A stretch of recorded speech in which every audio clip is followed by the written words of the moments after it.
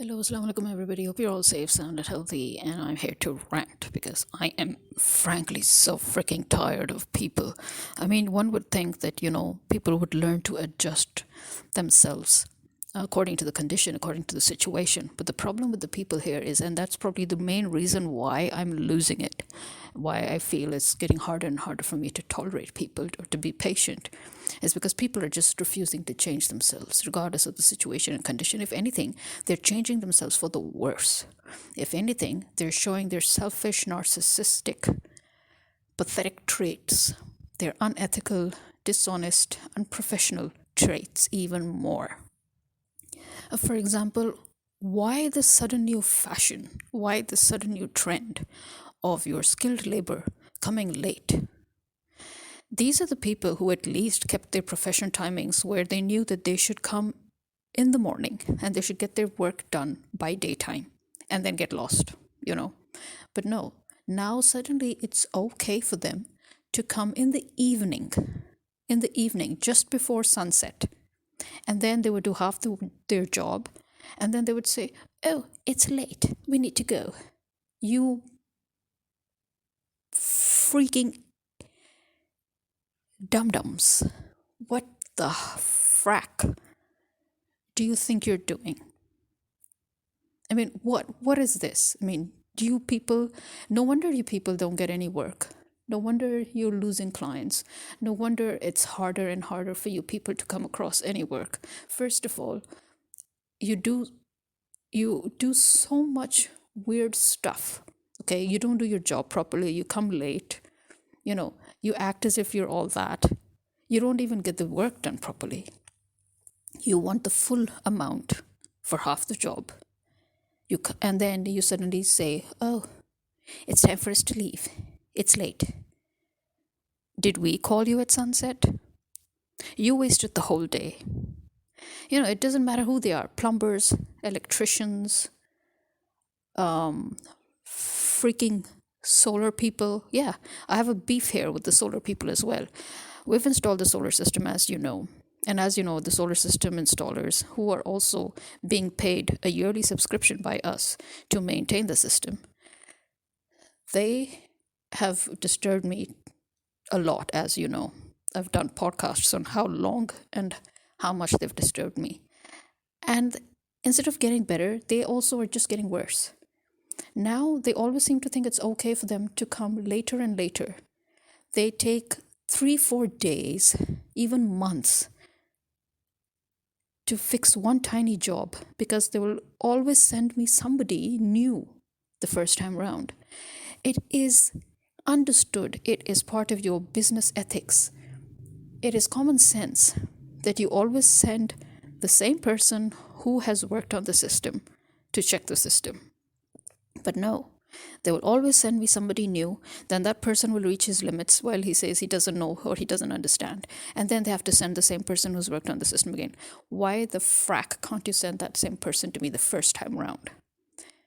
I've told them time and again the amount of huge losses I've incurred because of all the delays they've caused me, because my work suffers, because I have to stand with them when they do their work, because they take hours.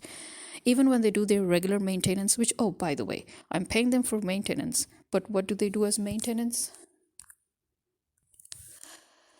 Okay, so I was interrupted and I'll have to check again what it is I was saying, although I very well actually know what I was saying. So let me just go on with that, I guess.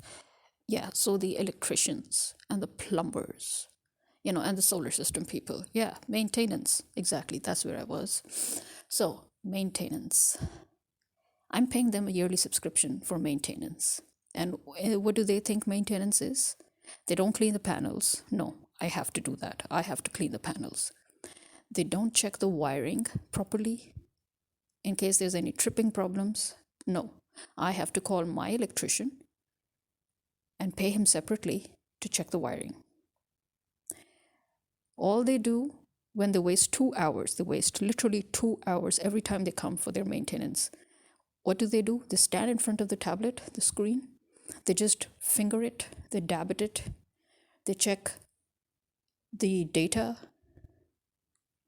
and that's it. And then I remind them to please hit the blower, just blower the whole damn thing out to clean it, which the last two times they refused, because those again new people.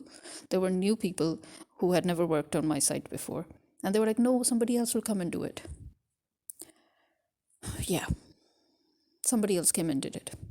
So I have had uninvited visits from them, only to waste 2 hours of my day, so that the actual maintenance should be done by me, by my father, by my nephew, and by my electrician. Isn't that amazing? So these standards, it's not that Pakistan ever actually had any standards to begin with when it came to business ethics, but the really, really old people in the industry, be it retail, be it blue collar, skilled laborers, they had at least some sense of ethics, some sense of professional code, at least with regards to timings and with regards to how they're dealing with their customers. But now it's all out the window. Everything's out the window. It's like, free for all. That's how it is. Everybody is just displaying an amplified mode of their otherwise normally selfish, narcissistic, inconsiderate characteristics. Yeah. So people are already very selfish and narcissists. They're already very dishonest. They're already very unreliable. After all, this is why our country has reached where it is today. Nobody can question that. There is no question about that. The only way a country can reach this point is if its own people have such characteristics of being inconsiderate, of being selfish, and of being narcissistic. And our people collectively and individually are just that. I'll give you a small example even. Now, the fact that the government is now deliberately creating a shortage crisis of gas, of natural gas, which I will repeat, we have at least 200 years worth of reserves of. So that forces us to time ourselves and organize ourselves, literally to the point where we even have to time ourselves as to which day, which time can we actually have our bath or have a shower. You think it's easy? It's not easy for somebody like me who has, or anybody else really, who has never timed. I mean, we just jump into a hot shower whenever we wish to, because most of us have always had our geysers on throughout the year. It's hardly ever been so that we would suddenly think about turning off the geyser in the summers, because we all have gas geysers, and gas is very, very cheap. So first, they created a shortage of gas. Second, they tripled the amount of gas usage, the bill, right? So we know that from 4 p.m. to 9:30 p.m., we definitely have full power, full pressure of gas. So we have to time our showers accordingly, right? It pisses everybody off, but it's something we have to do. Now, at the same time, we know that throughout the day we have gas, but the pressure is usually between low to medium, which means that if we turn on the geyser in the morning, chances are that by 12 p.m., if we turn on something else, like the stove or a heater, the geyser will turn off because the pressure is not enough. This is why we time our showers now accordingly, that okay, in the evenings from 4 p.m. to 9:30, best time to shower. We have to do that. But now if somebody's suddenly going to throw a tantrum and say, oh, I want to have my shower at this time, why can't the geyser be on at that time? What the hell? What is wrong with you? Seriously, what is wrong with you? Yes, many of us have electric geysers, but again, electric geysers are expensive, so most of us do not have electric geysers because gas geysers are larger. They require very less gas to heat up a lot of water.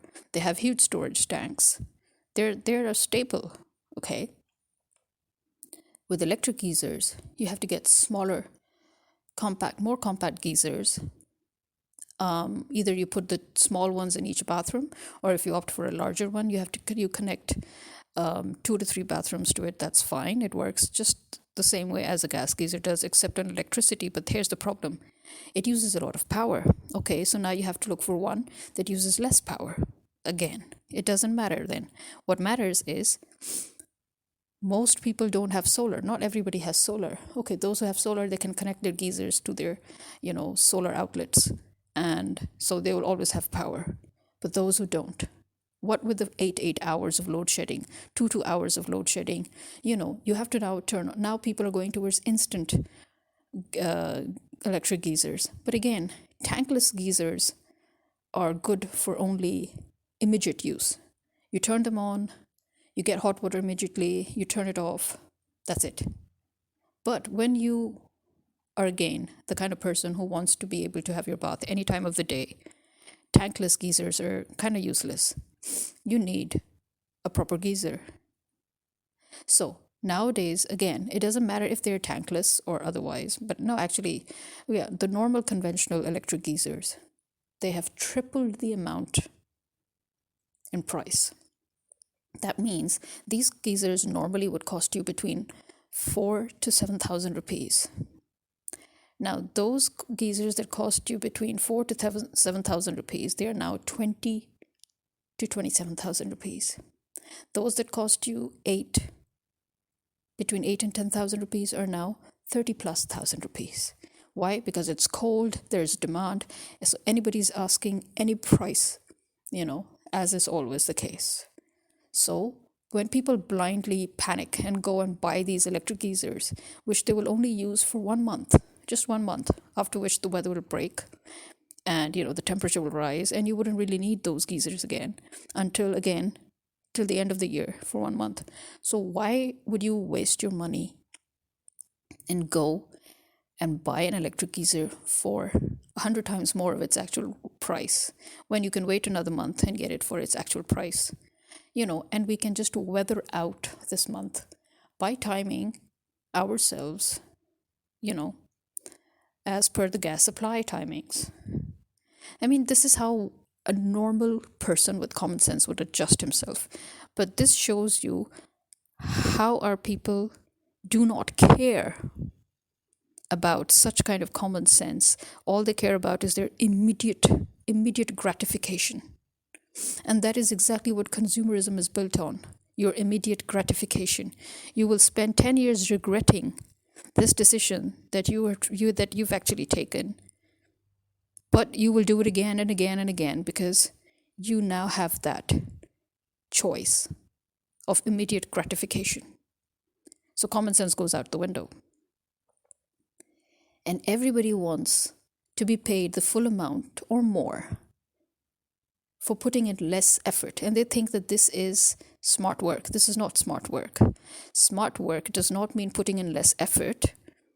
It just means timing your work in a smart way so that you don't use extensive, useless effort, but you put the right amount of effort within the right amount of time frame. That is smart working. Okay. This is not smart working where you do half a job and then you say, oh, we're late, but you want the full amount of money. This is not a professional or ethical outlook when you cannot even do the job properly, but you insist that you can, and then you ruin things and you say, oh, I know I've ruined things, but you still need to pay me. And then you have to pay somebody else to come and fix that shit. This attitude of our people, which they refuse to change, this will continue to lead our country towards doom because our people are just too selfish. They're too intent on their gratification. They're too intent on me. It's always me. So they're so inconsiderate and they're so uselessly, pathetically reckless and careless, and they don't care about anybody. And that is, these are the traits that always lead a country to collapse.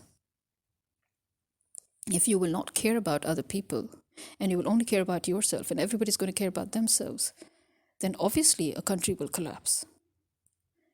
And people still don't care. They still don't care that their attitude is what is ruining this country or is what's ruining their own lives. No, no, no. They're still thinking of short-term, profits. They're still thinking of immediate gratification. They're still thinking of how to fulfill their own temptations. They're still thinking of their own comfort. And to hell with everybody else. For example, the electrician that comes late to your house, does he realize that now whatever jobs you had to do throughout the day, you couldn't get done because you were waiting for them? And then whatever jobs you had lined up for the next half of the day have been delayed again because they've come late.